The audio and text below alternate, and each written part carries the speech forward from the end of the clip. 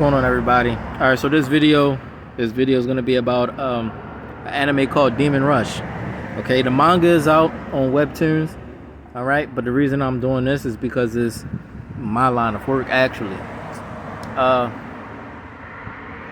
Dealing with belief systems, creators, demons, angels. That's my work, okay? And that's the most real and most true work that there is. Everything else is more like sugared up versions of hell and heaven, or devils and angels and demons, and it's sugared up versions, like as far as anime and movies and stuff like that. You might get some movies here and there that talk about it, but they be sugared up in a little bit, or there be some deceptions in them. And Demon Rush, there's some small deceptions that I noticed, and I'll talk about it. But this is an anime that depicts our physical life, our economic life and lifestyle. It is depicting what the absolute truth of the life that we live today, and the closest to that was Bleach. Naruto was more like searching for answers. All right, so Bleach would be the closest when they depict Soul Society and them fighting hollows and demons and things like that, and them going into hell a couple of times. So they depict the other side, or the meta side of life, when you have to go to war with demons and stuff. But they were more so like captains, not really archangels and stuff like that. They were just like them trying to hold their own, and so it ended, them not having the actual power source to fight back and stuff like that, having a need of a substitute Shinigami and not really understanding even him, and it was all of that. So Demon Rush will be the one. Is on Webtoons. They have the manga out, and they have part of chapter 1, the first episode out, where he, it comes on. So part of that is on YouTube and Webtoons. You can find the whole manga. They're supposed to be coming out with chapter 5 soon. But that's that. So let's get into it. I want to talk a little bit more and then show some clips. When it comes to heaven and hell, that's the most severe thing that we're doing in Earth. Humans, whether you're ignorant or not, okay? That's the most severe thing that we're doing.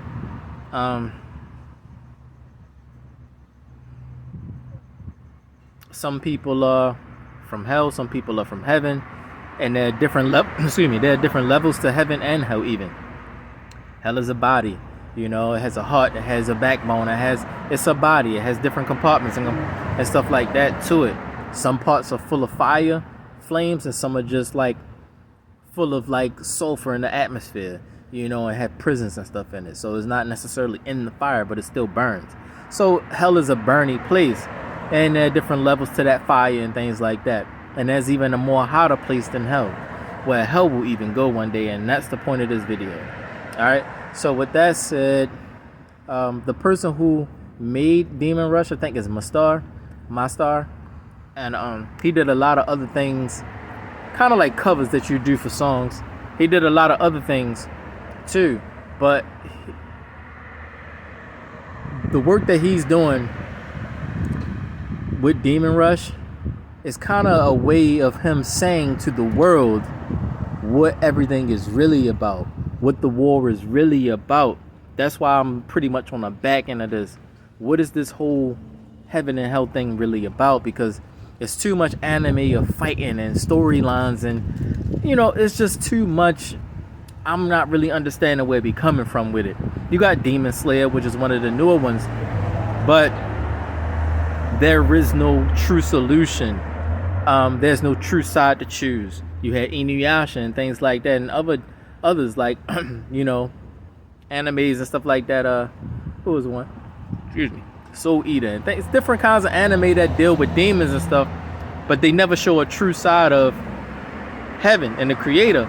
So with Demon Rush, you're inclusive every time. It's like a anime or a manga that once you watch it, you're inclusive. You might not know how, but you are inclusive. And you being inclusive in this, you have a part to play. Every last individual person in this planet Earth, whether you are a kid, a goat, Mason, Illuminati, or nothing, whether you serve the Most High Creator or serve Satan, you have a part to play in this. And so that's what Demon Rush is kind of presenting. And just with the first 5 chapters, it presents it on a angelic level first, before it gets to anything else. And the highest angelic level you can introduce it on is Akma Akim.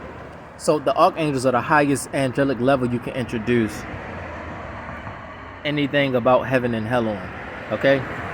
Higher than the archangels, there is a higher than the archangels, which comes into the Savior and the Son of the Most High, and the 144,000, which are the original sons of Yah and the daughters of Yah and the mothers of creation. And it goes a little deeper, the holy race and stuff like that. But he might bring it in after me making this video, and might have or might even already knew about that. But yeah, I wanted to point out some certain things or whatever for people that choose. He have it like Rush and Soren. There are 2 sides, Rush and Soren. Clever ways to choose the demon Rush side if you're going to be with the demons in demon time, or you're going to be with Soren. Now, I don't really want to pick even between those 2. I would definitely not choose Rush, but I don't even want to pick Soren, because it's not high enough. It's more just bounding you to the angelic level. You would want to choose the Most High Father, however, which way you want to cleverly say that. You can say the Abot, the Abim, or whatever way clever way you want to say that. You would want to choose pure side and not evil side, if I'm telling you.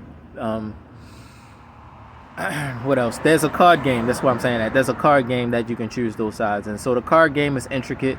It's on the level of Yu-Gi-Oh! And stuff like that. And it's a very intricate card game. And you can have it multiplayer in teams. And so it's serious and severe. This anime, this manga called Demon Rush, where everybody can be involved. And they're trying to bring out a mobile game and everything like that. Because that is my life right now. Ever since being a man searching for the Torah, searching for the absolute truth of life and creation, this has been my life. This very manga displays that warfare that I'm in, the level that I'm on, or getting close to the level that I'm already on. Okay? Right now is the angel level. So it depicts that war that I've been going through my life. Y'all just been, doing other anime stuff and just revolving demonic stuff, not really coming to a solution. If you was with Bleach, that ended. They didn't find a solution yet. So this is me introducing that. All right, so let me introduce some things of the anime now.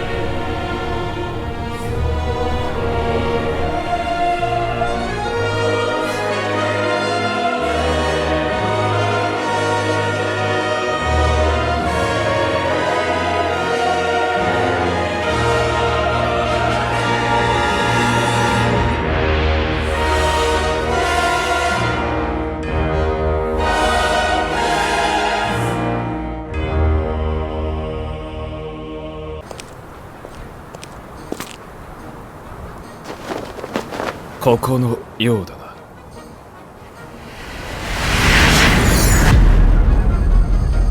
来たか。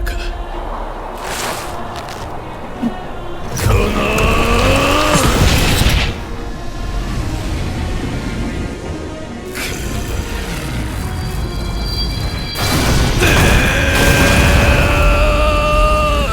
天才か。ほう。我が破壊の剣の人たちを受け切る。ならば3本ならどう動く？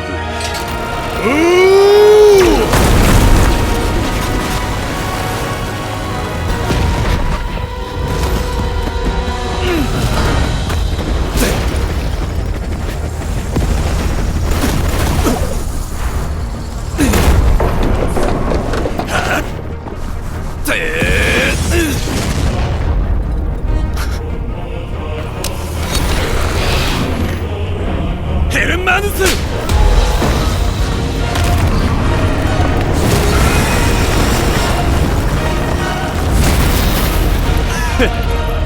まだ最初の一本が残っている。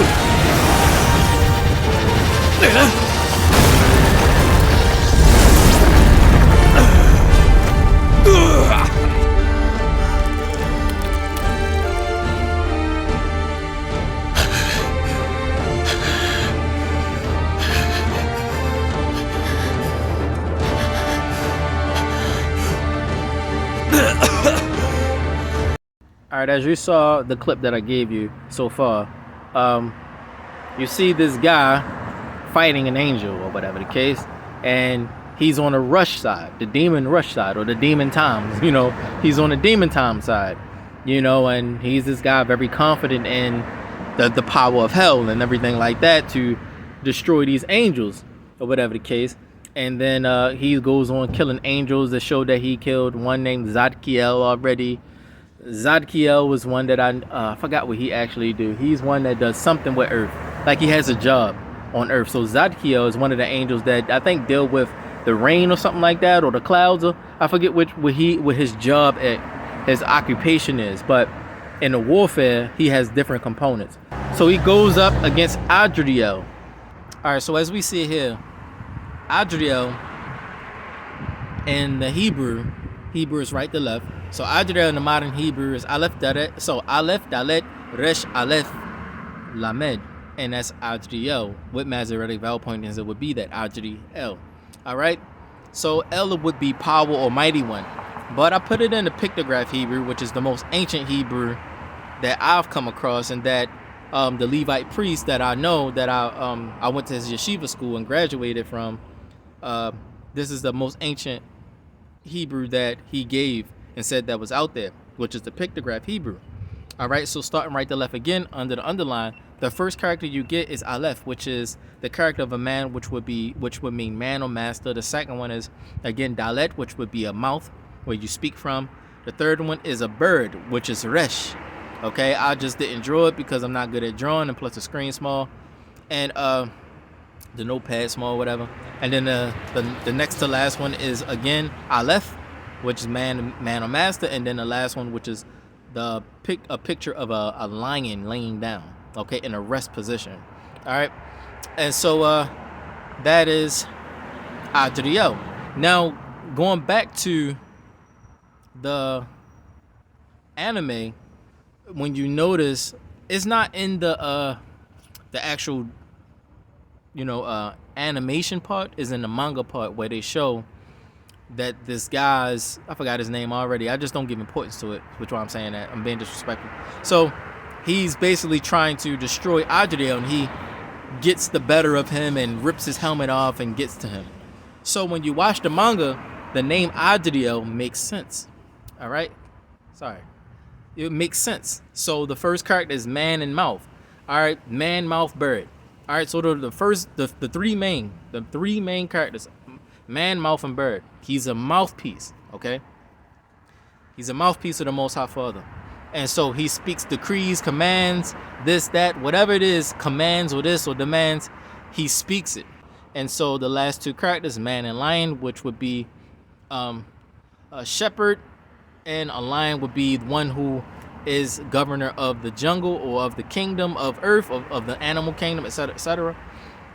And so this would say that he is the messenger, one of the kings, one of the archangels that deal with speech and commands and decrees and etc., etc., whatever the Most High had to say. So Adriel would be a very important archangel here in his own right. You don't really hear of Adriel or many other archangels that are in, I guess, this manga. Even in the scriptures, you don't hear too much about a lot of the archangels, except the main ones. You hear about Mikael and Raphael, and you hear about them, Gabriel. You hear about those ones more than anybody else. But there are other Akma Akim, or archangels, and Adriel is one of them. And so that's what the name is there for. Sorry, my flash keep coming on and off. So that's what that name would mean. He is a messenger. One of the messengers of the Most High Father, and he is a Ak. He's a messenger, a king. He's one that rules and governs. So he's a Ak Mel'ak. Okay, so getting to the next part.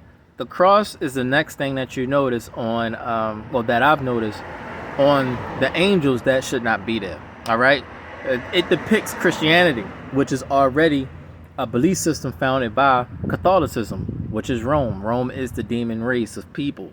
Okay, on earth they're the demon race.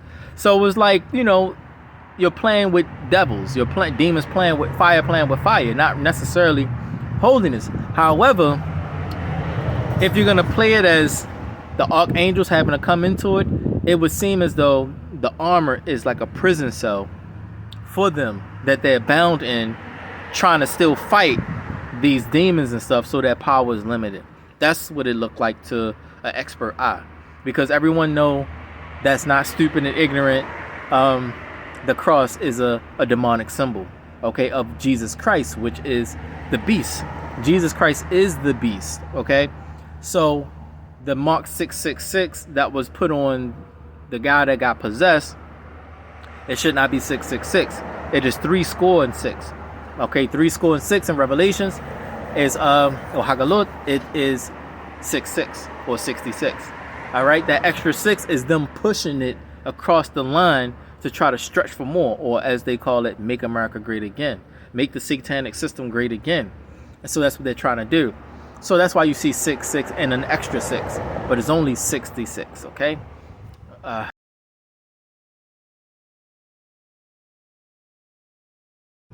Let's try this one more time.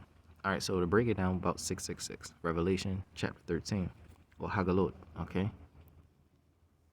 will be Hagalot. And so it says 603 score and 6.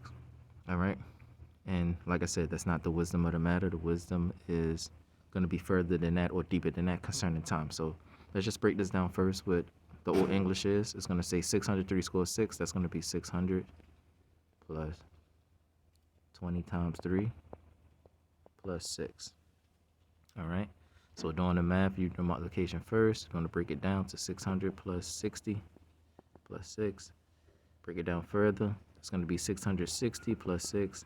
And then that's going to basically bring you to 666. All right. So that's how you get 666 or whatever out of the whole Revelation 13 thing. All right. Now let's go further about it. Okay. According to time, mankind is only allotted 14,000 years to exist. Now, the earth itself, as in the matter, it existed way before mankind existed. So, yeah, it's age a lot longer. But for a mankind's term to live on earth is only 14,000 years. We already passed the first 7,000. All right? And that is from the beginning to the flood. As we know, the flood of Noah. So that's the first 7,000. Now we're in the second week, which is the second 7,000. Okay? Weeks are counted in sevens. All right? And then it start back over from 1 or whatever. All right? So the wisdom of this would be in many different ways. But I'm going to break it down to you in 2 different ways as we know it. All right? So you got 6-6, which is the first week, 6, and then the second week, 6, which equals 12, which gives us 12,000 years of laborious millennia, or millennia, whatever you want to call it. And then that would be 12,600. All right, that's how it's normally known. That's a wisdom of it. But if you add the Sabbath rest within it, it's going to be 14. So it's going to be, hold on one second, 6.66K, all right, of the second week, all right? So if you add both weeks, it's going to be 13.66K, okay? That's if you add all the existence together of mankind. But if you just add the second week only, it's going to be 6.66, all right, which is 6,660. So we're in 6,000, 6,000 690th, the 6,690th millennium. That's where we at right now. All right. So if you want the calculations, I did a YouTube about the time, but that's what the wisdom of 666 is. So this is the number of man, not as to say a specific man, but the number of the whole mankind, the whole creation of mankind. So for the time or the term of mankind to start ending is the beginning of 666. All right. And then after that end of mankind, the creation of mankind, there will no longer be any mankind. We're going to move on to the next thing. All right. So that would be your wisdom, 6.66K. All right. And today is 6690 or 669. So we kind of like ahead of the beast era and things like that. And that would be your wisdom matter. So let me just end it with that. And let's move on to the next thing. All right. So Adriel has the cross on him and he's in that armor. So that's what you notice also in his name, that within his face or within his helmet, it is a person that looks to be like a person within it. Looks like just chilling, but also look in prison. And it looks as though the Akma Akim are imprisoned in the system of America trying to fight. So that's what it looks to be, that they're trapped in the system of America trying to break free, looking for someone strong enough that is not a part of the satanic system of America that they can fight back with. So you have this guy being hell, a small component of hell. He comes out and he said, I am hell. And he's fighting this archangel. And so here it is. You know, of course you would be brave enough to fight. Of course you would be brave enough to fight back the Akma Akim or the archangels, because they're imprisoned in your system. As soon as you see that big cross on their armor, or those crosses on their armor, you know that they're bound, but they still have enough extreme power to move that armor and still have that pure energy or that pure power within them that they can still destroy the demons and stuff like that. At any rate, it would be so simple to destroy them. It would not be difficult. They would not get hit. There would not be any type of way that they could land a blow even. So for them to comply with the system to even get on this manga through the puppets that are being used, which are the human flesh from the Mastar, they probably don't even know that they're being used in that way. You know, so everything have many different meanings, but that's the true meaning. So whether they know it or don't know it, that's what it's saying, okay? That they are bound in the system of America and they're still trying to fight like a lot of people, all right? So here it is, the guy from hell. If you look at the manga, after he says, I am hell, people could get scared. People that don't know the absolute truth, they don't know the true creator, they don't know anything about piety and holiness and holy scriptures or anything that the creator left for us to guide our paths in life. They don't know. They just out here demon time or just loose. So they would look at something like this and they would be extremely afraid, beyond fear, watching this. How could someone draw such a thing where this guy is saying, I am hell?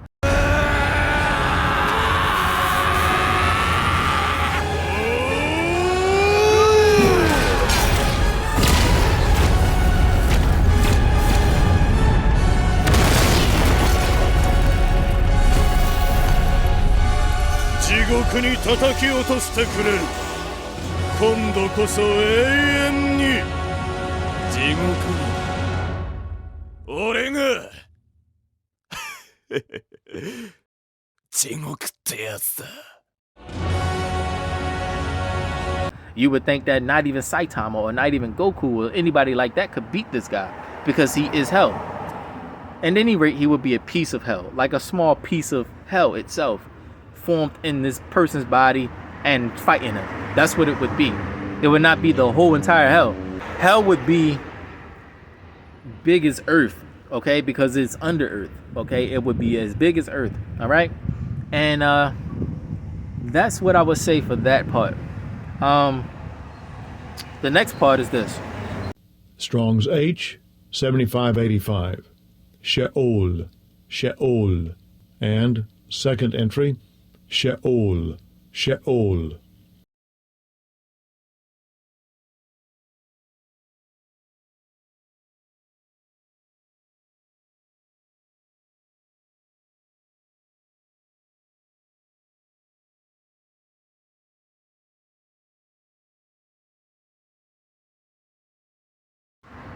All right, as you saw there, I did a screenshot for the Blue Letter Bible, which is a quick way for me to get to a lexicon if I can't get to my laptop and do it, or I'm not in a place where I can actually get down and jiggy with it.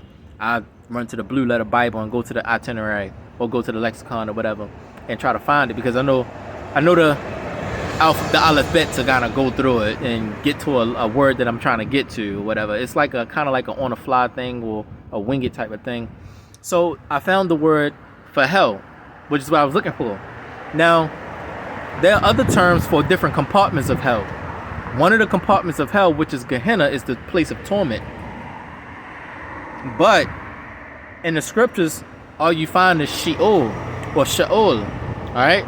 So Sheol, it gives you every definition of what hell is. So in this anime or in this manga, when the guy said that I am hell, he would have to say that he is Sheol. He is the entire hell itself in a body.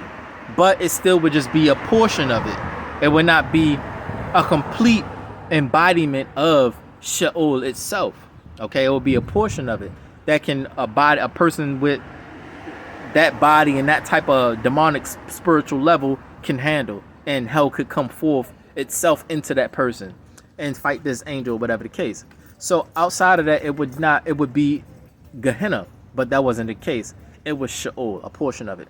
So because Sheol is as big as Earth itself, and we already know Earth is flat, it's not round as they showing, whatever. And it might be a metaspace that they talking about that is like ballish, so it could be that, but neither here there.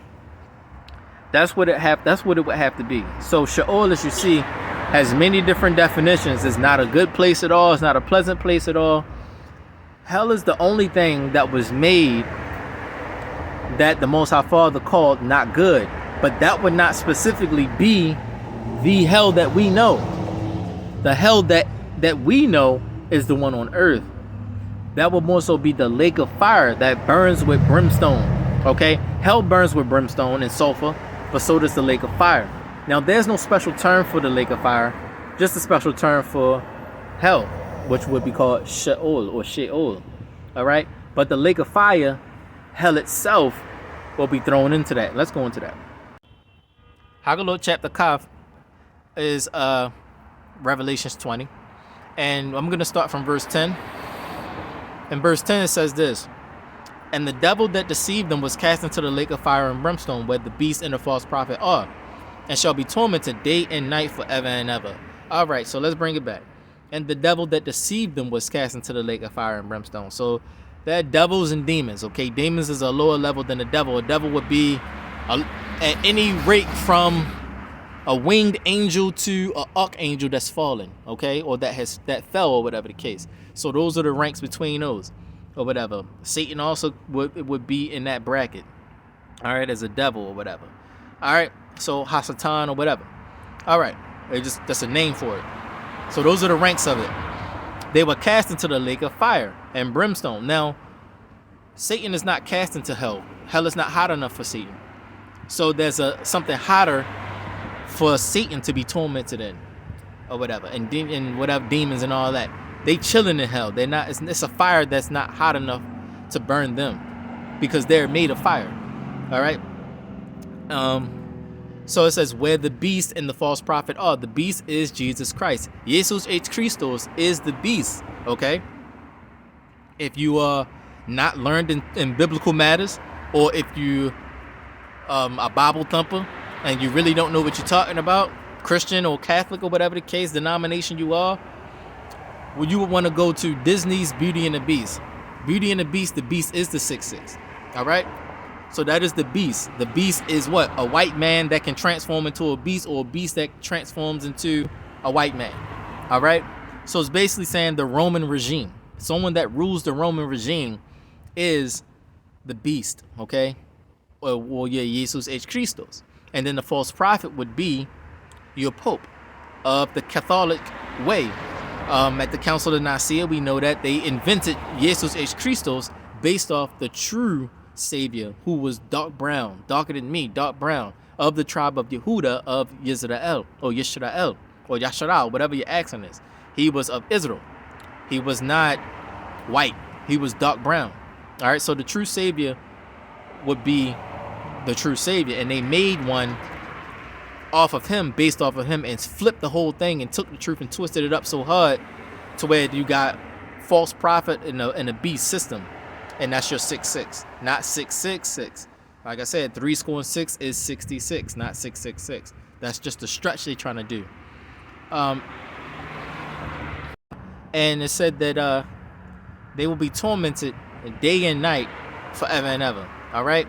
So tormented day and night would be cycle and cycle. Okay, there will be no day or night as we know it, as Earth know it, but it will be cycles, a different type of cycle system that we understand time frames by. Forever and ever would be forever and ever. If you ever saw in the scriptures where it said forever, it just means for a long period of time. But when you see it say forever and ever, you know that's la'olam wa'ed. So that is forever and ever. It never ends. It will be like that. That's just how it will be. All right. Verse 11. And it said, and I saw a great white throne, and him that sat on it, from whose face the earth and the heaven fled away, and there was found no place for them. Now this is very vast. What people might understand than what people might understand. You're thinking a great white throne, but it's actually the Most High Father is a complete evisceration. He is life, not just light. So his life is complete evisceration. It erases, okay, like a white space or something like that. It erases things. And him that sat on it, the throne, from whose face the earth and the heaven fled, saying that matter and universes itself, all that exists in dark space, or anything that is in a dark space, deep abyss, whatever you want to call it, anything that's in deep space, dark space, universe, or whatever, galaxy, what you want to call it, it fled away, because earth in its vastness is Eretz, and it's called matter. All right, just matter, all types of chemicals. All right, and in heaven there are many types of heavens and many different levels of heaven. So it would mean all of it fled away. All right, it was erased, and there was found no place for them. All right, so there's no more dark space. There's no, in the Most High Father's space, there's no shadow of turning. It's just bright space, whether it's deep space or whatever. It's all light space or life space. Verse 12.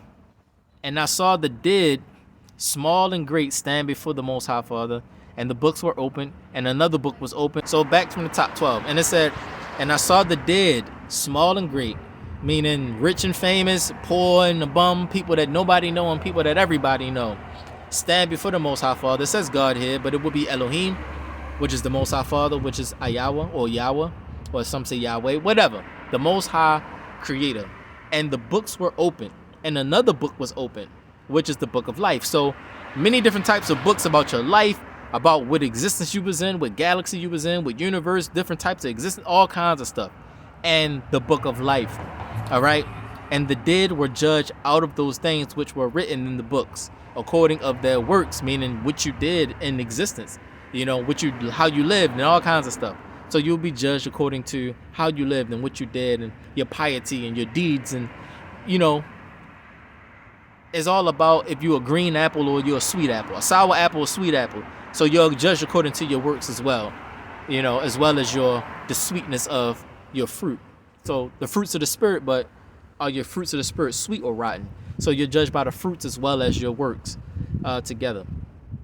All right, so next it goes on and says, and the sea gave up the dead which were in it, and death and hell delivered up the dead which were in them, and they will judge every man according to their works. So it's basically telling you that hell is not going to have people in torment forever and ever. Hell will deliver up the dead which were in them.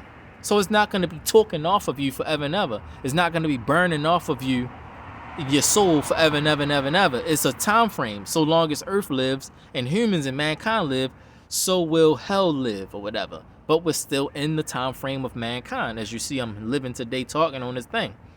So hell is not yet that time where hell will give up the dead that are in them. It's starting to, as you're starting to see zombie apocalypses and pandemics and stuff like that. You see a lot of that going on. So hell is starting to give up the dead that are in them, which are demons and zombie type stuff. Demons and zombie type stuff. So that's something to notice. All right, as you're starting to see a lot of zombie apocalypse or games and demon animes and demon time and Bernie Sanders type atmospheres and people smoking and coughing and choking. You know, you could just be chilling and the airs just smell like nothing. Next thing you know, you coughing and choking because the gates of hell opened up on you somewhere. That's just you yourself are the gate of hell by the lifestyle that you're living. So you're coughing and choking around you. You know, whereas though other people aren't because they aren't living that lifestyle. Like myself, I'll be looking at y'all like, you know, just choose the life that I'm living and that'll stop. It says, and death and hell were cast into the lake of fire. This is the second death. That's verse 14. Okay? And death and hell were cast into the lake of fire. This is the second death. So, how can death be cast into a second death? How can hell be cast into something called the second death? Or how can hell be cast into a place called lake of fire? Hell is a fiery place. So how will it be cast into a fiery place? So it's letting you know here that there's a place of torment that the Most High Father made overall that is for all things to burn in. And the lake of fire is the Most High Father's wrath. Hell is just the wrath of the children of the Most High Father that made this world and stuff. So that is their wrath, their anger that you burn in. But the Most High Father made the lake of fire. All right. And if you read, I forgot which book it come from. It's an excerpt out of, I think, not Yasher.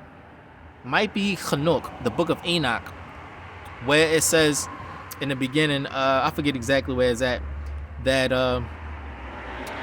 the Most High Father made the lake of fire, or as it's called hell, and he set it apart from himself, and it's the only thing that was ever made that the Most High Father called not good. It is the wrath and anger of the Most High Father set apart from himself. So whenever he is angry about something and wrathful about something, he'll put it in the lake of fire and separate it from himself, which is the heavenly abode of peace and comfort. Okay, so that is a separate place. All right. If you ever seen the video game Sega Genesis, the old Sega Genesis game called Valis. Valis would be a good depiction of, or Valis 4 rather. Valis 4 would be a good depiction of her running through the lake of fire, because it's a disrespectful game in a way where this girl is trying to get all of this power to hold up this satanic kingdom. It's just completely demonic. She's trying to run the kingdom of hell. And so she's going further and further into this thing to where you get 4 parts of Valis. 4 parts of it, and she's trying to really own the kingdom of darkness and the kingdom of hell and all of this. So she ends up going so far to where you can go no further, and that is the lake of fire. So she's running through, you know, and that's pretty much what you're seeing. Demons and devils and Satan himself, they would have to gravitate towards the lake of fire, grabbing power from that to, you know, do what to contend with the archangels and stuff. So it's not technically hell in itself. It is a greater fire, which is the lake of fire. But they will burn in that fire one day. Just like humans. They play with hell, they play with demons until they think it's all fun and games. They get a little bit of torment here and there, cuts and bruises, a little burny atmosphere here and there, until they actually go there and it's unbearable. Verse 15, it says, whosoever was not found written in the book of life was cast into the lake of fire. All right, so the reason why I said whosoever is because the lake of fire was not made for mankind. All right, originally it was only made for the fallen angels, okay, because they are a greater power level. So the lake of fire was made for just them. But whoever was found whoever was not found in the book of life was cast into the lake of fire. Why? Because they chose to side with Satan, to go cross the line and to do the 6 extra 6 crap, and to pull from the lake of fire power to share. They wanted to become puppets of Satan, to manifest his power on earth through a kingdom, as you see, called America. You know what I'm saying? And so the economic system that we see today and all the stuff that's in Demon Rush is deeper than hell now.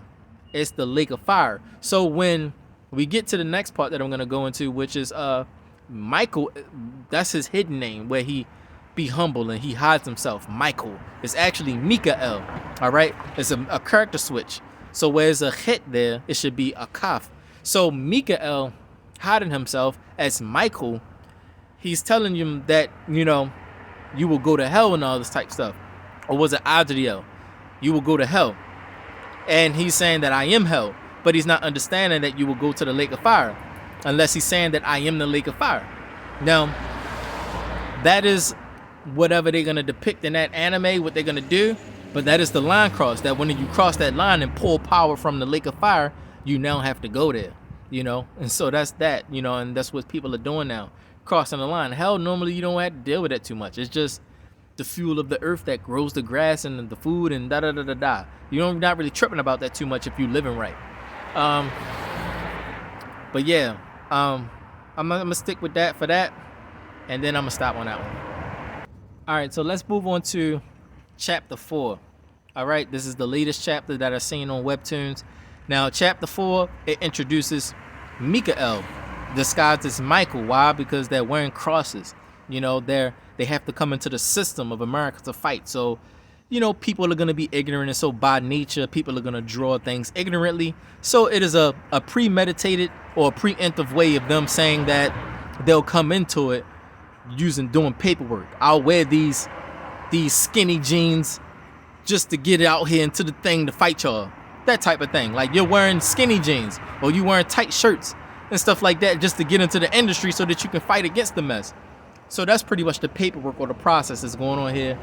And Mikael, he disguised himself as Michael, and then it's also going to introduce Idris Elba in the metaspace that I've seen him in the other day or 2 nights ago.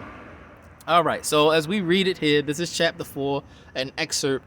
Okay, so he comes to the conclusion that the gates of hell are opening or whatever, and these demons are coming in flooding like water. You know, that I've seen that before. I talked about it a lot of times in my videos, but to actually have somebody show y'all what it looked like and how ruthless they are, this is what the 100% perfect depiction of the lower level demons that are flooding everything that look like water. This is what they're like. They're ruthless. And to the people that are sinners and ignorant and weak, they're like nothing. They're like paper that they rip apart. You know, people that are living wicked lives and stuff, you know, goats and Masons and Illuminati. You know nothing holy, you do nothing holy, you just a bystander that see what's going on because your eye open or whatever the case. But this is a higher level that we dealing with here. And so these demons are flooding, and the only person that I was with that I was fighting against these demons with was Shia LaBeouf.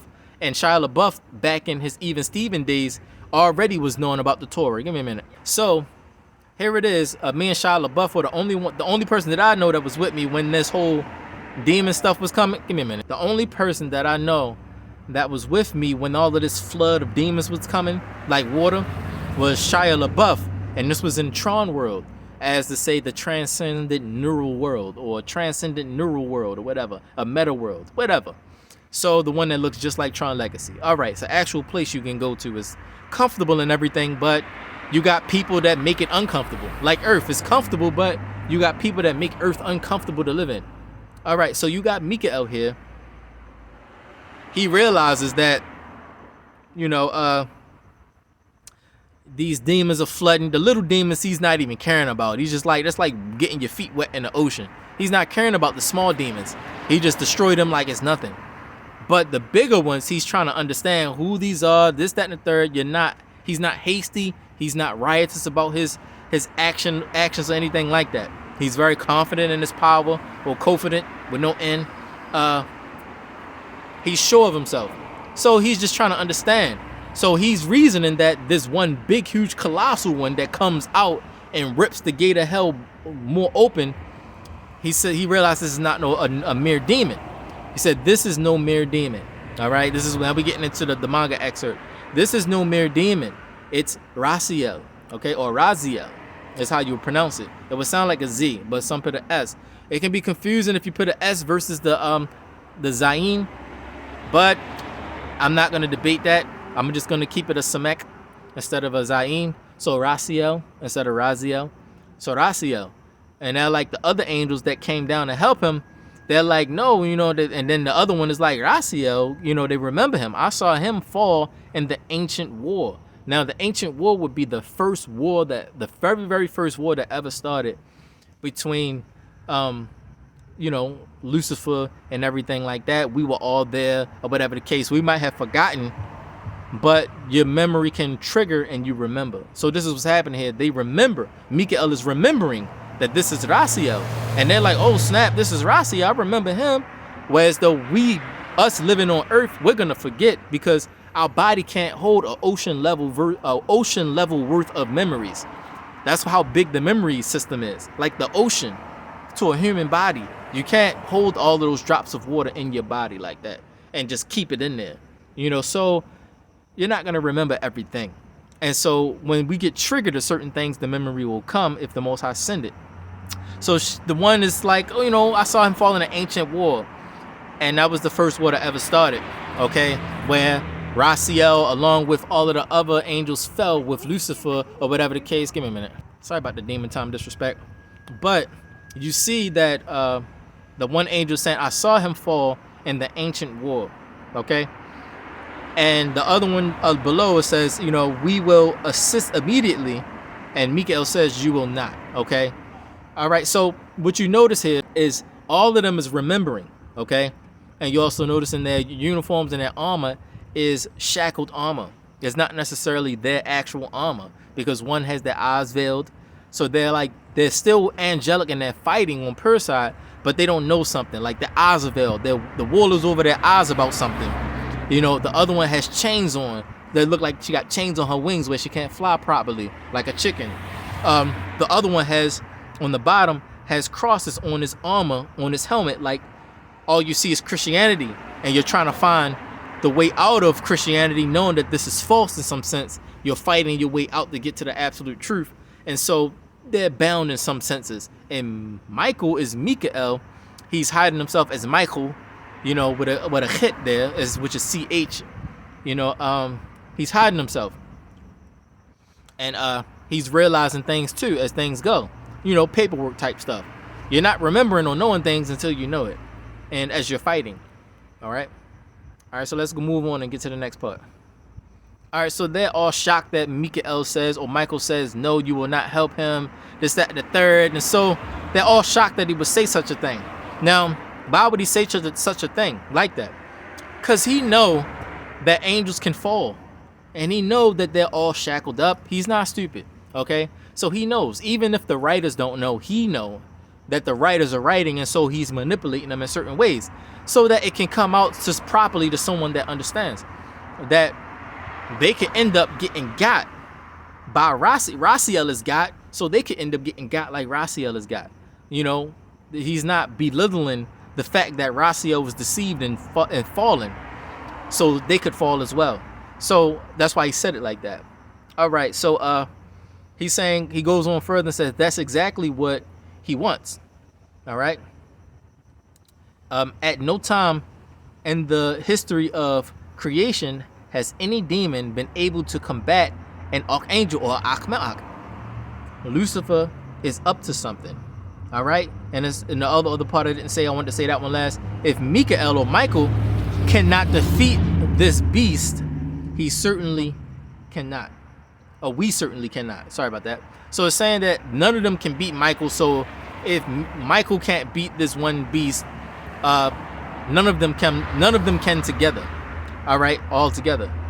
All right, so Mikael is, he's giving his word of advice and he's putting his input, saying basically the key part is that's what he want. All right, and that's exactly what he want. And I'm gonna bring it down to earth for y'all in a minute. All right, so let's read this last part here. He said, I have waited thousands of years for this day, Michael. All right, so forgive my eyes, I'm partially blind. I'm 20/60 vision. All right, too much light in my meta spaces. I've been in this warfare a long time. This same exact warfare. I've been in it such a long time. I've been seeing too much light, too much life. My eyes are gone. My eyes are shotting away at 20/60. So anyway, bear with me. All right, so going on, you see that this demon says, I have waited thousands of years for this day, Mikael. So this is someone that used to serve Mikael.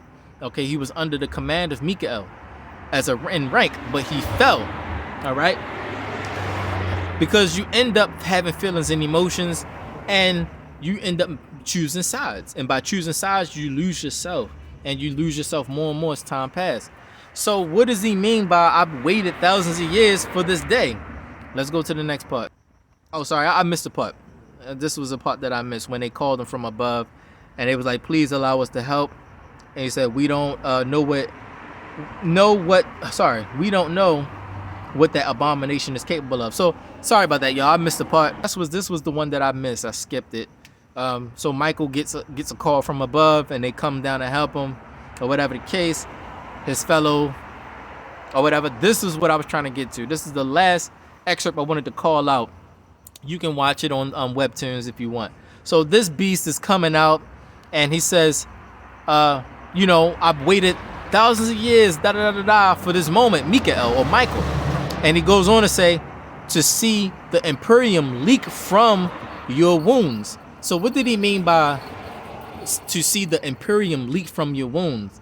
So he basically want to war with him, and if he can cause a blow, that means, and if he caused like energy to flow from him, he wants the blood of him to run onto his kingdom. And it sounds funny. He just basically want to hurt him, his Imperium, his empire.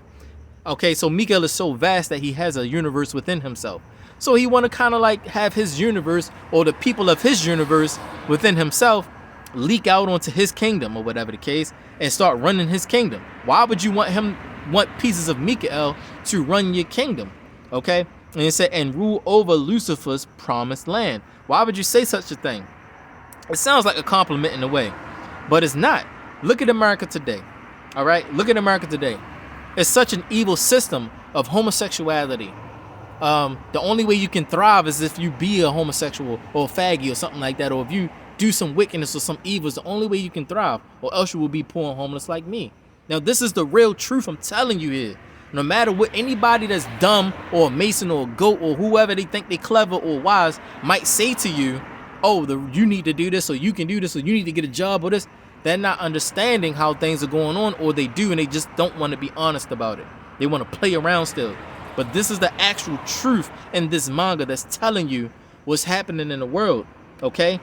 People that are of holiness cannot thrive in the satanic system today because they are pious. They chose the way of holiness, so they get nothing or bare minimum, all right? You got to really fight real hard to get some type of okay type of life, and that takes teamwork. It's hard to do it alone, okay? But it can be done, but it's hard, very hard, near impossible. So he wants people to rule over his king, Lucifer's promised land, and that is this world that we see today, full of homosexuality and LGBTQ and AI plus and all of this evil demon time stuff. He want a holy angel, the holy angel Mikael, to have the people of his kingdom, to have some of his children rule over his promised land, which is satanic. And in order for you to rule over this satanic promised land, you would have to be satanic. You would have to choose the satanic way, the way of Lucifer, the fallen one, in order to rule over this promised land or to partake of it. So it seems like a compliment, but it's the most disrespectful thing you can say to a holy angel, especially a Akma'ak, that is way above a beast demon. Okay, he's way above that. Okay, and it's like disrespect for him to even like try to challenge Mikael. But he knew that he had Mikael in that sense, because it was not all about just power or holiness per se. It was a strategy, and he know that he has a strategy that can take down Mikael, if even just bits and pieces of Mikael, as we call Michael the Archangel. So even if he can just take bits and pieces of him down, he would do just that, and it would be a great feat for him. So Mikael goes on further to say, you've been corrupted by the 7 sins and are blinded by darkness. Sorry, my eyes messed up, y'all. Sorry. So allow me to show you the light, which would be the life. So it says Celesti Frago. So they decided to come up with this word called Celesti Frago, which is some type of celestial fragment of life or light or whatever. And so it's supposed to be pureness. So it's kind of like he pulled something out of a storage and shined on him real quick. So it's kind of like he gave him a little taste of something. So Celesti Frago, a fragment of some type of celestial power, all right, which is life. It would not be light, it would be life. There's a difference between light and life. So it would be life. So he gave him a piece. Why? Because the name Raciel, what the name Raciel means, okay? That's why he said it like that. Let me show you the light. Something that he must have forgotten, that how powerful life is. Even if Mikael would be weak, life is not weak in itself. Okay, so let me show you that life cannot be taken over by darkness. It's just always going to be at clash. So this demon is like very boastful and etc., etc. But he's coming at Mikael to say that I can make you yourself fall, Mikael. If I make Raziel fall, I can make you fall. Why? Because you're looking at mankind. And after all these thousands of millennium, you've got fed up. You've got emotional. You have feelings and emotions about mankind after all these thousands of years. So by your feelings and emotions and looking at the corruption of mankind, I can make you fall. So that's, or at least pieces of you fall. So that's a big boastful statement that he made at Mikael, the Akma'ak. All right, so let's get into the names of Mikael real quick, about why this is going on right here, why he's saying, why Raziel is saying what he's saying, and Mikael. Let me give you that real quick. All right, y'all. So here is a piece that I did. I used my little notepad and wrote it. So you got two names here. You got the concealed version of Mikael, which is Michael, and the small letter that changes that, Hebrew is right to left. So under Michael, as the Hebrew characters, I put the first letter, or from starting from right to left, is a mem, okay, and the second one is a chet, which makes the sound, a guttural sound, not Michelle sound. It's funny how you say Michael and not Michelle or Mishael. Funny how that ch is sh in every other time except for Michael's name. So it's Michael in the clever way using the chet to hide himself, because the chet in ancient Hebrew means to conceal. It means to conceal something. So if you want to conceal something or cover something up or darken something so nobody would know, you would put the chet there. So you want to hide. So it would be Michael or whatever. That's how it would be pronounced. Michael, or as they say, Michael or whatever. But that's that. And then the second one, the one that's actually his name, that's not hidden, is Mikael. All right, that's that one, Mikael. All right, now down here to the pictograph, the most ancient, what Mikael name mean, let me just go through it. So the first character starting from right to left is a mem. Forgive my drawing, I did my best. All right, so the mem is there. The mem is water. Water is symbolizing memory, okay? And mem is what this character is called. Mem, it's called mem, or is called light. And the yod, which is the e part of memory, is an I, as you see the next character. So memori, what means it's like the TV in your mind, okay? It's like looking at a TV screen in your mind, or closing your eyes and meditating, and you're seeing things, or the meta space. It's all of that stuff that we already know how to deal with the third eye bullcrap. It's just about sides, evil side or pure side. That's all it's about. Once you understand and open your eyes, it's all about what side you on after that point. Anyway, so mem is that, water, okay? And the eye, so water of the eye. All right, as we know, the scriptures say that when Noah, or Noach, his name is actually Menachem. Menachem, the Most High came to him and said, the times of the people, or the imaginations of the people, are evil only continually. They cannot think anything good, not about themselves. Give me a minute. All right, so back to what I was saying. So Mikael's name, and the actual Mikael is going to be the first character, water, I, and then the next one is whip. All right, so what are we getting out of these first three characters, the main characters out of this? All right, we're getting someone, give me a minute. All right, so we're getting someone that deals with the meta, someone that deals with these realms and these worlds, but the whip symbolizes keeping things in check or keeping things in order, okay? So also, Mikael is the Gadol Cohen. He's the high priest of the kingdom of Shemaim, the celestial one, which is supposed to be heaven too. He's the high priest of that one, all right? And also 3. Okay, so he's the high priest, or the Gadol Cohen. But for all of the realms, he is the one that watches over all matters of warfare. So when the scriptures talked about, again, Noah, as wrongfully called Noah, is Noach. His name is actually Menachem. His grandfather called him Noach. Either or you use is cool. But as you know, Noach, or Noah, the Most High came to him and said, the imaginations of the people are evil only continually. Their imaginations are only evil. They can think nothing right about life, about themselves, or about anyone else in life. You cannot think anything good. You only can think evil continually. So, because no one can think anything good about anybody, you know, I'm not going to strive whatever for a long time with man. I can't strive with them so long. Striving with them means you're trying to whip their mind. That's what it basically means. His name means whip your ass. So he's someone that whips your ass, your assessment. Okay? So that's what Mikael does. He whips your ass. All right? Okay, to give it to you straight for y'all who, whatever. So you can play with that. Someone that whips everybody's asses. That's what Mikael does. So you can never whip his ass. He only will whip your ass. Your imagination, your dreams, your visions, your thoughts, what you meditating, what you premeditating, what you thinking about. He whips all of that. Okay? Sometimes you forget something I forgot about. He whips your ass. That's what he does for a living. That's his part in creating mankind, is the ass whipping part. All right? So anything that deals with warfare and battle, it has to come to Mikael. All right? So it'd be stupid to fight against him. Someone that can only whip your ass only. That's what he does for a living. That's what he's made to do. All right, so the first character is water, the eye, water of the eye, the third eye, the pineal gland, and the whip is what he does. He keeps it in check. All right, and that will be the high priest, the Gadol Cohen. The high priest deal with every holy matter. Also, the Yehuda, the nation of Israel itself, is what Mikael watches. He governs and watches over the nation of Israel. And the nation of Israel is in captivity today. So we're here in America in captivity. So he watches over us in captivity, looking for strong people that will come out of the Christian way, that he can be strong through, that he can have power again, like he need to. He can be strong as he's supposed to be. All right, the last two characters, starting right to left, is El. As we know, Elohim, El, whatever, is El.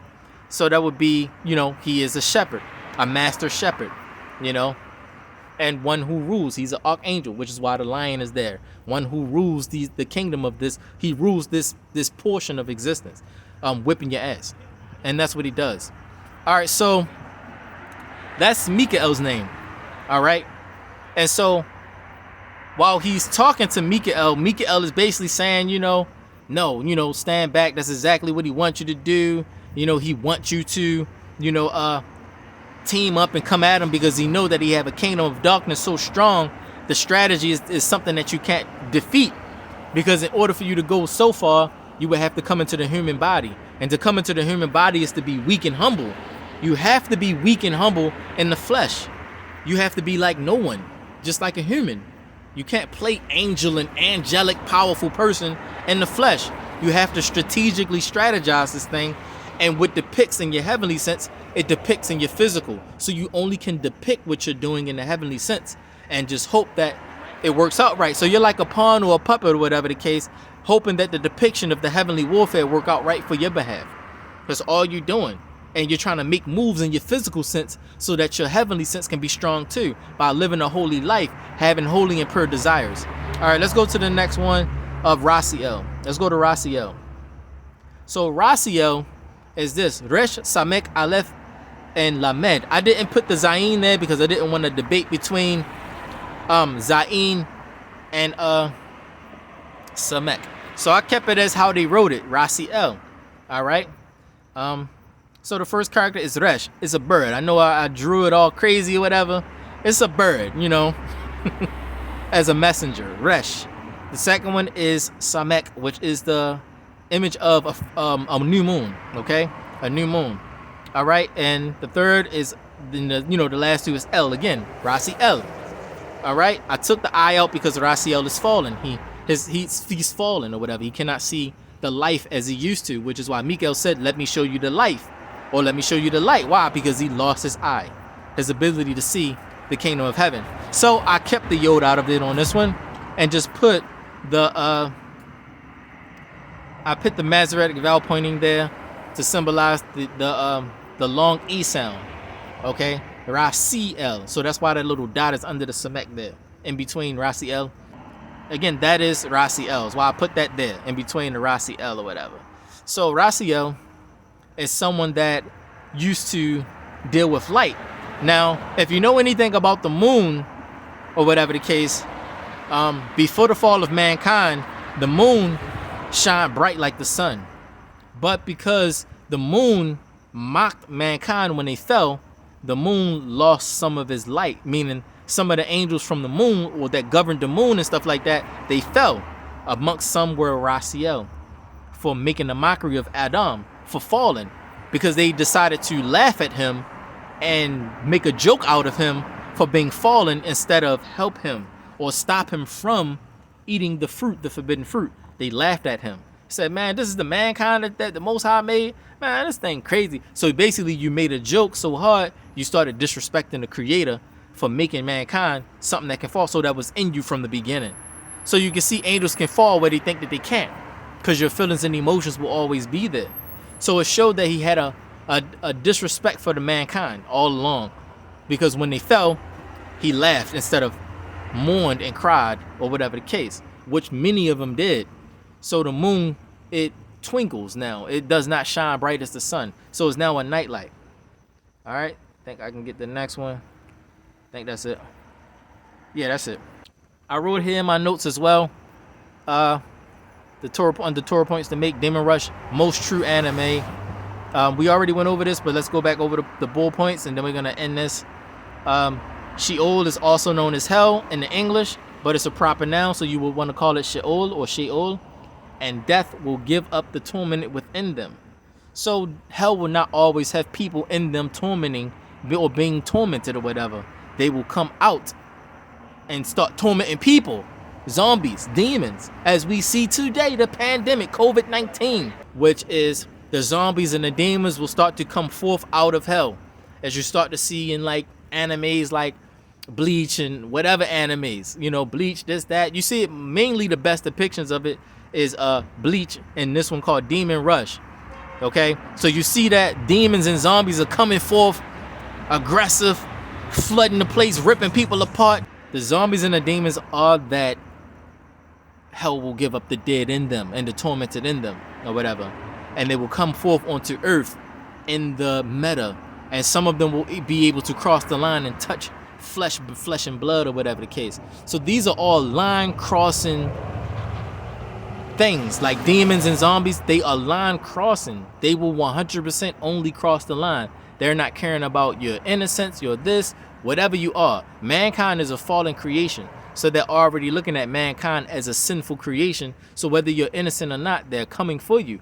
But there is protection, which is why the Savior came and died on the the whole story. Yahusha, the Savior, came and died so that we can have protection from these zombies, etc., demons that are line crossing, that do not care about mankind now that they are fallen. So now we have that protection from the Savior, or whatever the case, having it from the Most High Father through him. We can basically still live life without the demons being able to harm us, or the zombies being able to harm us, though they cross the line. All right. So they are the most fearful ones, because they don't care. They're like foolish people that don't listen to logic and reason. You can't speak to these people. You can't reason with these people. They're so foolish. They have no logic, no wisdom. It's stupid to speak to these people, because they'll end up just trying to only hurt you, try to kill you, fight you. They don't want to listen to reason and logic. They just want what they want. So that's what zombies and demons, or zombies or demons, are like. All right. And they will be given up out of hell, as we see in verse 13, which already started happening, as we see in Bleach and this anime or manga called Demon Rush, that breaking open the gates of hell, flooding through the smaller ones first, which are the most aggressive ones, that torment the people that are part of demon time. They torment the people that are Masons, Illuminati, the people that side with the satanic agenda. They mess with y'all, the people that are ignorant, that out of your heart you only want to live this evil lifestyle. You're not even desiring to live a holy life at all. You're not trying to search for anything holy or nothing. You want this life. Y'all want to be on Instagram twerking and showing your body off and making excuses and attacking anybody who's against that or whatever. You know, those are y'all who these zombies and demons attack. All right, those are the smaller level. The bigger level deal with people of higher caliber like me, a rabbi, who have a higher form or a higher angelic body outside of the flesh, and we deal with them because now we got to use reason and logic, and we have to use scriptural references and the word of the Most High Father. You can't just do whatever or say whatever. You got to actually think at that point. So you got the pawns, your demons and zombies. Now you got your rooks and your bishops and the king, all of that stuff at that point, or whatever the case. So that's what that is. So for example, when the Savior got baptized, or when he got immersed, he got the mikvah. When the Savior got baptized, he went into the wilderness. And so when he was contending with the Satan, the evil one, what were they contending with? The actual scriptures. They were contending with Psalms and stuff. So whenever Satan was saying something to the Savior, he was quoting from Psalms and stuff in the Torah, okay? Which there was no new covenant, as you call it. He was quoting from the Torah, and he still quotes from the Torah, or the Tanakh. So that's where you can find all of those phrases that the Satan was using against the Savior. Is it not written that lest you dash your foot against the stone, the angels will bear you up, or the angels will bear you up lest you dash your foot against the stone? These are written in the Torah, in the Psalms and things like that, in Devarim, the Torah. All right. So when you get to that high enough level, you have to use the very words of the Most High Father, because it's about knocking you down as an individual. It's not about actually attacking the Most High Father. Lucifer knows that.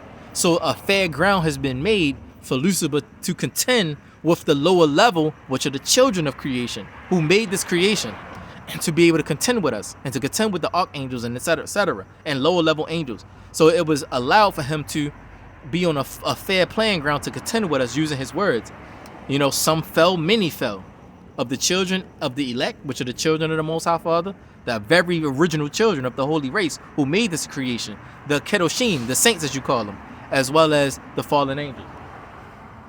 And so that's them. All right, so the next bullet we get here is Sheol and death will burn in a greater fire for eternity and torment. So again, Sheol and death will burn in a greater fire for eternity and torment, which is the lake of fire. So you can depend on that. Sheol, hell, and death will burn in a greater fire for eternity and torment. All right, and so what that looks like is like it's like an upside down cat in a hat cat with fire inside of it to the brim, and it just spins, but you can't really see it spin. You can tell it's spinning. You know, you can tell that there's a brim there because the fire, it as if it moves and stuff like that. You can tell that there's something there, like almost like a black sand or some completely dark black sand or something like that that's there on the outskirts, but it's like that's it, like a circle beach, but the water of the thing is fire. That's what the lake of fire looks like. Okay, and it's in outer darkness, and that outer darkness, it's like, it feels like Earth never existed. It never was. It's not a thing. It was never a thing. It feels like nothing. You never lived on Earth. That's what it feels like. You never lived on Earth. There is no Earth. Like it wasn't even just a bad dream. It was like, what the heck is Earth? You're back at a place or a point where, what was I doing? And then you start like trying to do something, and it was like nothing ever happened on the Earth, or it was never a such thing as Earth. You know, it feels like that's what it feels like. It feels like not a such thing. That's what I want. That's what I said. That's what it feels like in outer darkness. It feels like no such thing. That's what I wanted to say. So I only saw it one time, and I saw Satan himself burning in that lake of fire, and that's what it feels like, just in the atmosphere. And the outer darkness is the 2/3 of space, or deep space, that is not inhabited. Okay, only 1/3 of deep space is inhabited with lights and life and stuff like that. But 2/3 is not inhabited, so he's thrown out into the 2/3 of deep space, where it feels like no such thing. All right, it feels like there's no such thing. Like there's just no such thing. That's as deep as I can, as deep and simple as I can put it, in a complex way of what it's like in deep space, or where the outer darkness is, where the lake of fire is. There's no such thing. All right. So with that said, yeah, I'm gonna let this part go, and I'm gonna give some final words. So, all right, y'all, I want to give some final words.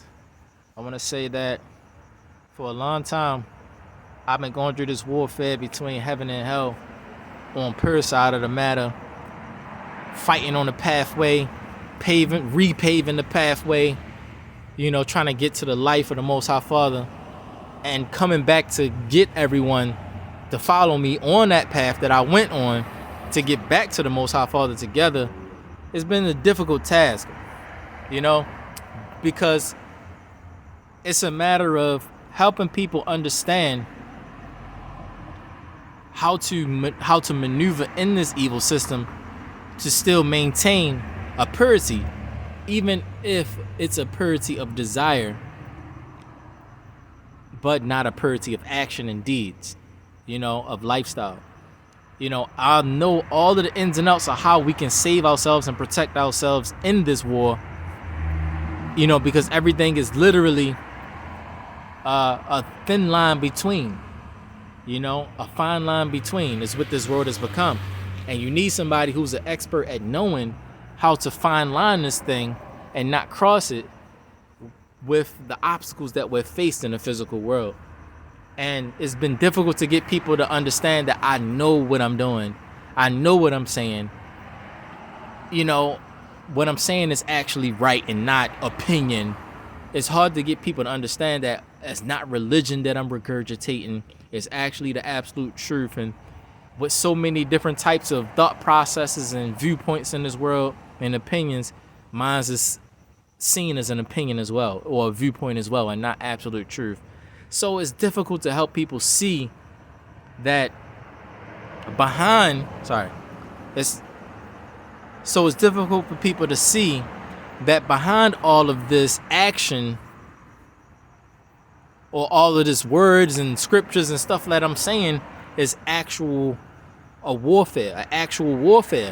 And the power that I've been given to fight back in higher spaces in this warfare is unmatched. And that's what they're not seeing, that I'm trying to help y'all see. What I sat down and thought about when I lost my job at cable and stuff like that. I realized that y'all are in give me a minute. So what I realized was that y'all were in danger, spiritual danger, metaphysical danger, protoplasmic danger of the soul, and how to incorporate communicating with y'all in a way of openness and honesty and straightforwardness without riddling and playing, mixing heaven and earth together so y'all can understand how they work together. So again, sorry y'all, more demon time disrespect with the faggots and stuff. So what was I saying? It's gonna be very hard to convince y'all how the words that I'm introducing to y'all of the Most High Father and the true Creator, it just listen to what I'm saying in itself. Like the Most High Father, like you have many fathers, but who is the Most High Father or the Most High Creator? There are many creators, even people are creators, but there is a high creator that is the highest one. So he is the Most High Creator. Just in the way it sounds in itself should trigger people to understand that, okay, well, that makes sense. This is no sorcery. This is something true. This is not the highest of the highest of the most highest of the. We're not playing that game. This is not sorcery. So to help you understand that the words that I introduce is from the Most High Creator, the Most High Father, which is understandable through humans or through earth, that you have your father as the head of the household and nobody's above the father. Though people try to be above the father, there's no one above the father. There's the father, and then he has a collection of other fathers from other families and households that come together, and they all share amongst one another how to, govern the household and what ideas they can use. And that's all it is, sharing. Nobody's above one another as to say what happens in whoever else's household. But the Most High Father would be like the king of the system, would be like the king of the system. And so the king, governs everyone, and everyone would be basically subject to that king. But on earth is a flawed system, which is why we're not allowed to have a king. We only have one king, and that is the Most High Father. All right. So that one king being the Most High Father, we're all supposed to get to the point where we can commune with him.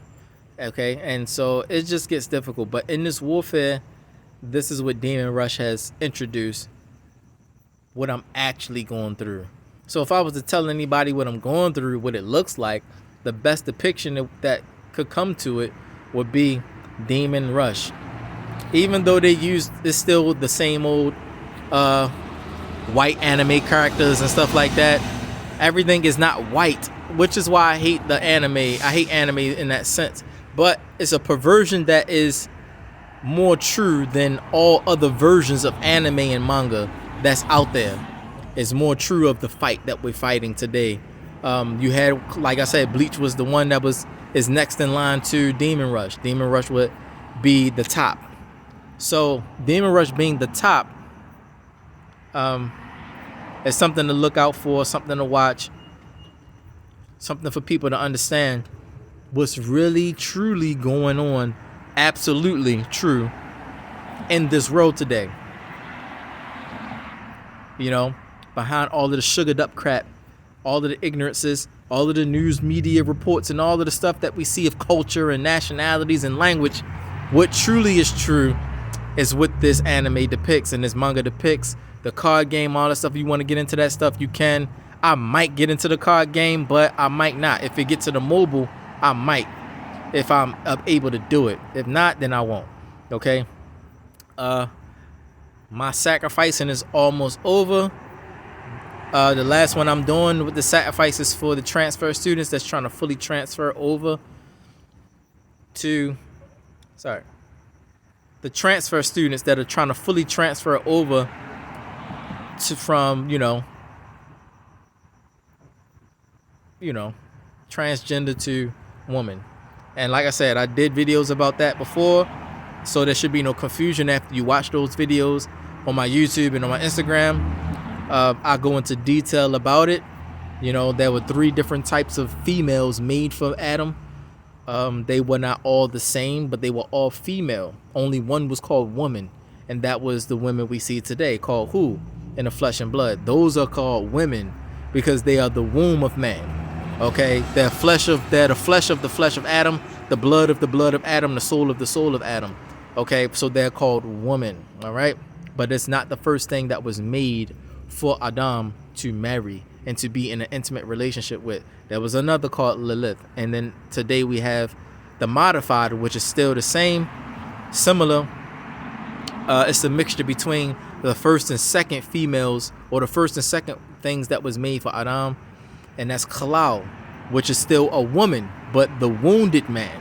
So you got the womb of man, the rib, and then you have the wounded man, which is the man that's castrated, but not just only castrated, actually modified into a woman. Just as a woman came from a rib and turned into a woman, that's the process. All right. So you have a lot of the process going on, and to explain to y'all how it's clean and stuff like that, it's difficult sometimes. Give me a minute. So it's difficult sometimes to explain things to y'all who are in trapped mindsets. It's hard to explain things. Y'all don't understand that. Like the wounded man that's a fully transferred student can be a modest, sober, chaste woman that can get married to a holy, pious man like me. They can. They really can. They have been accepted by the Most High Father. But the rage and anger in between that, by me saying that, is the exact same rage and anger between Lilith and y'all. So it's the same thing. It's just the same story, part 3. Lilith was there first. Then a new thing was made called y'all women. Eve, the daughters of Eve, the daughters of who, really properly said. The daughters of Eve, which we see today, women walking all around all day long in the flesh and blood. And she was angry. Who's the new thing? And that's her name. Who? Who is the new thing? And who still is the new thing until Halal, the modified man, which is a more simplistic way to transfer a man to a woman versus the hard, difficult way of a rib making a whole blueprint to make a woman.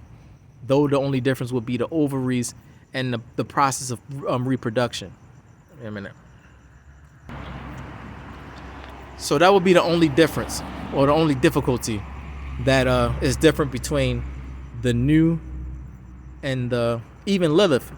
The reproduction between Adam and Lilith was different than how it is with y'all, Eve, the daughters of Eve, because Lilith is only metaphysical. Okay, she's metaphysical only. She can only meet Adam when he sleeps in the flesh and visits the metaphysical world, which is the higher celestial ethers, or the underworld if he might visit the underworld. Okay, which is the Tron world, they call it, the Dark Ages, whatever you want to call it. So it's that. But with Eve, the daughters of Eve, they're physically here with us, which is why it's disrespectful for them to play around and play all these games and stuff like that and never be. It's more judgment on the women that are flesh and blood than the metaphysical women, which are the daughters of Lilith, which also can marry the sons of Adam. They can get married to the sons of Adam,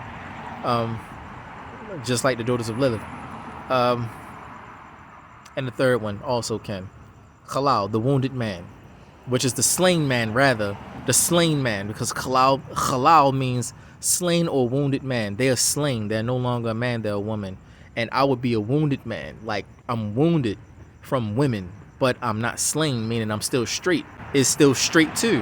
By becoming a full-fledged woman, a fully transferred student, you still did a straight thing so that you can be with a straight man, you know? And that is what I'm trying to help them do and break, or whatever the case. And that's a topic that's going to go on and on and on forever, because women can't see how that's acceptable. You can't see how that's acceptable. Sorry. A woman can't see how that's acceptable today, so it will be a process that goes on forever and ever, or whatever, just like Lilith. It's a thing that's going to go on forever and ever. Her enmity between Eve and her. I hate the new thing that was made for you, Adam. This woman, came from your ribs, blood of your blood, flesh of your flesh. She's physically with you. She was angry at that, you know, that you have a new woman because she left. Now look at the process here. Because Lilith left Adam for another man or another thing, the first Satan that ever fell, a new woman was made for Adam. And so you're seeing women follow the same process as Lilith, leaving Adam for Satan, just as Lilith did. She led you in the same type of path and destruction that she went into. And now here we got the third woman called Halal, and a lot of them ignorant already went into the thing serving Satan. But me presenting y'all with a way out or an escape is more of a fight now, because you know what it's like to be a man first before you became the transfer student, fully transfer student.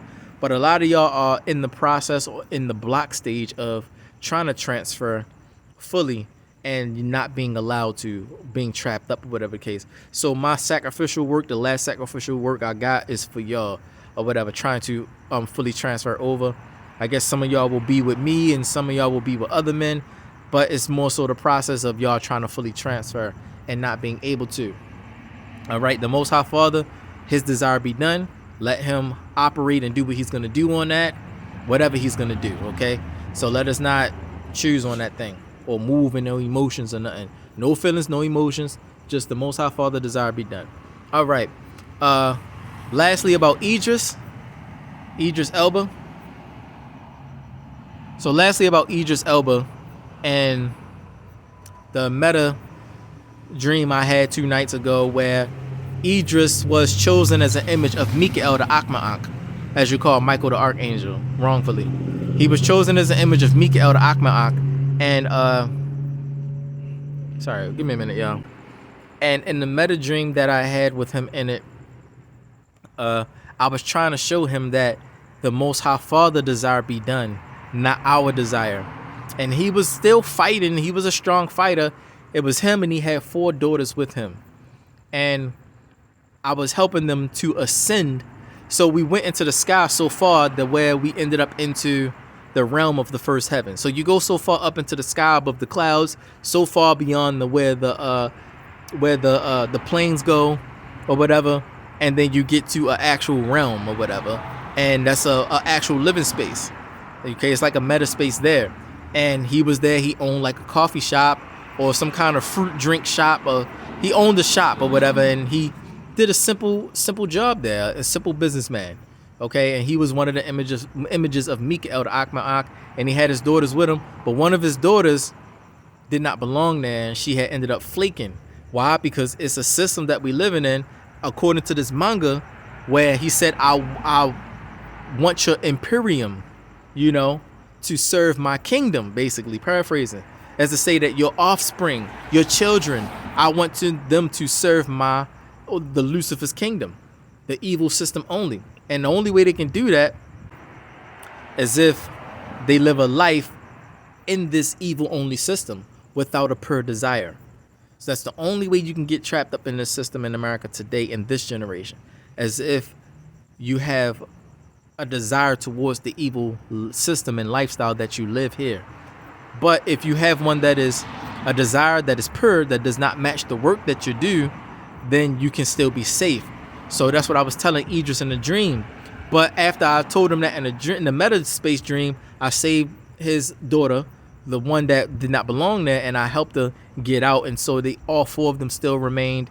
And so it was a lot more going on.